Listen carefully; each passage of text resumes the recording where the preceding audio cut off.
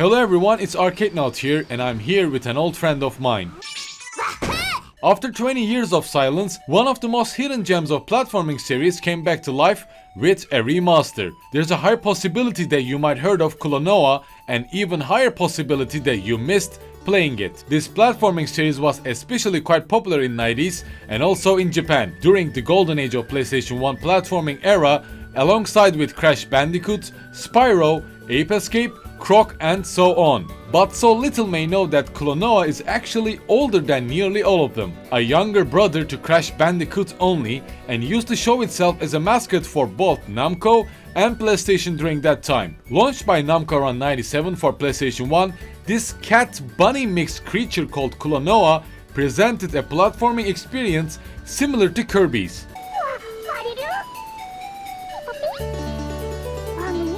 Klonoa can jump, cast wind bullets to capture enemies like Kirby, throw them to the ground to do double jump, overcoming obstacles to finish a stage. It was more than a Kirby-influenced platforming game. Klonoa drew attention of lots of players with its music, story, world design and 2D, 3D mix of gameplay mechanics. First of all, Klonoa was cute, had everything that a mascot should have, and presented a bittersweet storytelling in only 5 hours of gameplay that also created a speedrunning community, making this IP a hit. After 25 years of its first launch, Klonoa is back with its two main titles, remastered for all latest gen consoles and PC. This time named as Klonoa Phantasy Reverie Series. What kind of a name is that?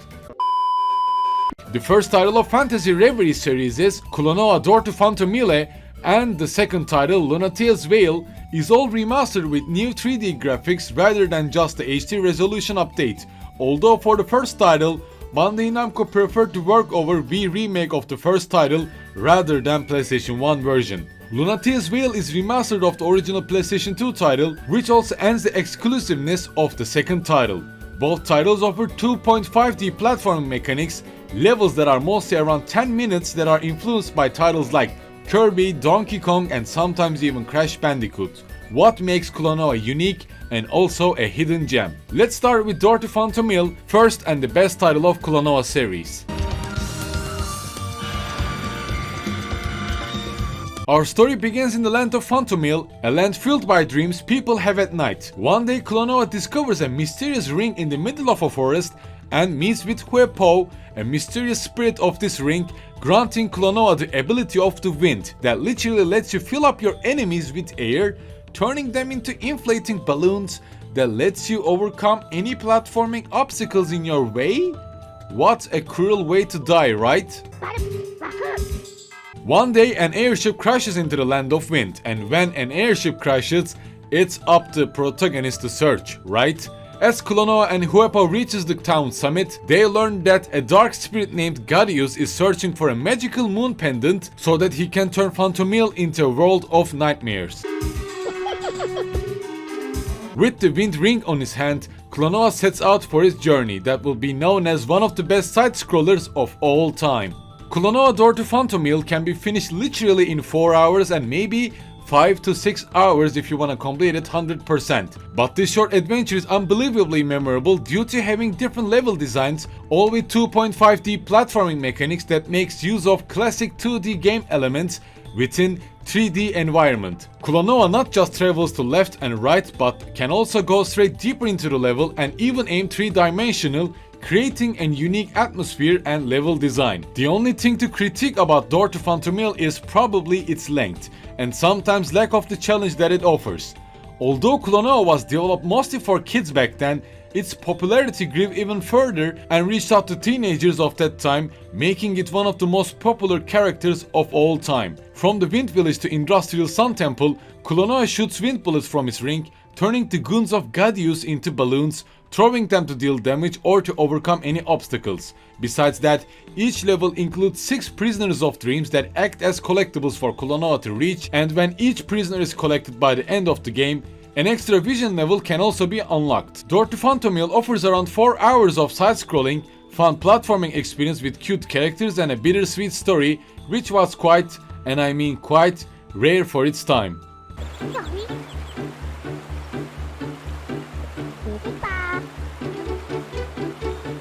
The The second title, Lunatea's Veil, as a sequel offered more as gameplay mechanics and visuals, but less when it comes to their stories compared. To be honest, Door to Phantomile can be summarized as Kirby-like and Lunatea's Veil as maybe Donkey Kong and Crash Bandicoot, I think.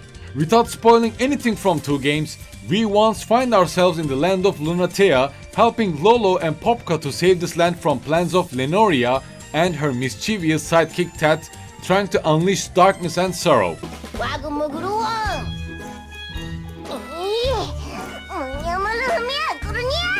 Klonoa once again finds himself inflating its enemies, turning them into balloons, causing them to question their meaning of their own existence. Klonoa travels into different regions of Lunatea, from industrialized Vogue City to amusement parks, snow-covered mountains, while trying to reach the different bells to complete Lolo's priestess journey. This priestess journey also resembles to Yuna's pilgrimage from Final Fantasy X, to be frank. Similar gameplay and deep level design of Door to Phantomile can also be seen by Lunatea's Veil, but this time the visuals, level design and the challenge is richer. Whole concept of 2.5D platforming is deeper and even by some levels turning into snowboarding sequences, sometimes making Klonoa fight against the boss while snowboarding even, or just simply to reach the end of the stage. Starting from coast level to the Vogue City, Lunatea seems to have this fun and charming level design, but it's just around this Vogue City that I mostly struggle. I think this whole factory setting seems to be too grey and too bland for my taste, and I think these kind of levels kinda kill the tempo and the flow.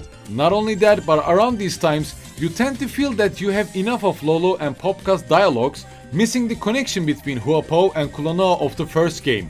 To be honest, around the late game, I began to skip their dialogues since their character development and connection seems too bland and uninteresting at that point, and that's what Lunatea's Veil lacks. Once again, Klonoa almost seems to reach the level of perfect platformer but lacks what Door to Phantomile offers, sadly. However, this game didn't sell at all. Although the critics and reviews were quite positive, and even more positive than Wrath of Cortex and around the first Jak and Daxter title, Lunatea's Veil only sold around 200,000 copies, which led to the doom of this title. Klonoa may not be the best platformer experience, but it sure offers an unique and unforgettable experience of side-scrolling platformer. And after all this talk, all I can do is to wish for other hidden platformers to show up in the future, as a remaster or a new title or a review totally. Somehow, and especially Sly Cooper. Klonoa Phantasy Reverie Series offered these two beautifully crafted classics from the past that needs to be played and experienced, especially if you're a platformer side-scrolling fan. Klonoa Phantasy Reverie Series can be bought with $40 price tag from any last-gen console or Steam store, which to be honest seems a bit expensive when its gameplay length considered. And I totally understand that. If you used to play PlayStation 1 during your childhood and missed this title, I believe Klonoa would appeal your feeling of nostalgia and make you relive those moments with its wholesome story and adventure. I don't think Bandai Namco would bring Klonoa back with a new journey, but I really would like to see it with a new and deeper gameplay mechanics after all. But, to be honest, it seems like a distant wish that would never happen.